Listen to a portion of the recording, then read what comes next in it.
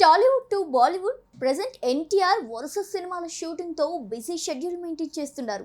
Young tiger NTR triple R తర్వాత global celebrity అయిపోయాడు.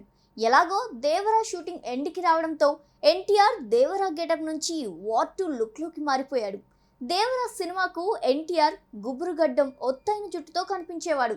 కానీ వార్ 2 కోసం ఎన్టీఆర్ ఓ డిఫరెంట్ లుక్ లోకి మారిపోయాడు. మరి అలాంటి లుక్ ను లీక్ చేద్దామని చూస్తే ఎన్టీఆర్ ఆ మాత్రం సీరియస్ అవ్వడా అని అభిమానులు అంటున్నారు.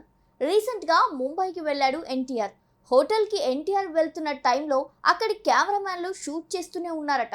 ఇదే క్రమంలో ఎన్టీఆర్ వారిపై ఫైర్ అయ్యారు. అసలు ఏం జరిగిందంటే, కొరటాల శివ తీస్తున్న దేవరా మూవీ దసరా బరిలోకి దిగనుంది. ఈ క్రమంలో దేవరా మూవీ కోసం ఎక్కువ టైం కేటాయించాల్సిన ఎన్టీఆర్ వార్ 2 కోసం వెళ్ళిపోయాడు. ప్రెజెంట్ ఎన్టీఆర్ ఫోకస్ మొత్తం వార్ 2 సినిమా మీదే ఉన్నట్టుగా కనిపిస్తుంది. అయితే బాలీవుడ్ మూవీ కోసం తారక్ తన మొత్తం మేకోవర్ని మార్చేశాడు. మళ్ళీ దేవరా కోసం లుక్ మార్చాలంటే కనీసం ఒక నెలైనా పట్టేలా ఉంది. ఇక వార్ 2 సినిమాలో హృతిక్ ఎన్టీఆర్ కలిసి స్టెప్పులేస్తారనే రూమర్ కూడా వస్తున్న సంగతి తెలిసిందే. వైఆర్ఎఫ్ స్పై యూనివర్స్ లో ఎన్టీఆర్ మీద సపరేట్ సినిమా ఉంటుందన్న రూమర్ కూడా బయటకు వచ్చింది. ఇక ఇదే టైంలో వార్ 2 షూటింగ్ లో పాల్గొంటున్న ఎన్టీఆర్ ఆ లుక్ లోనే హోటల్ కి వెళ్ళాడు.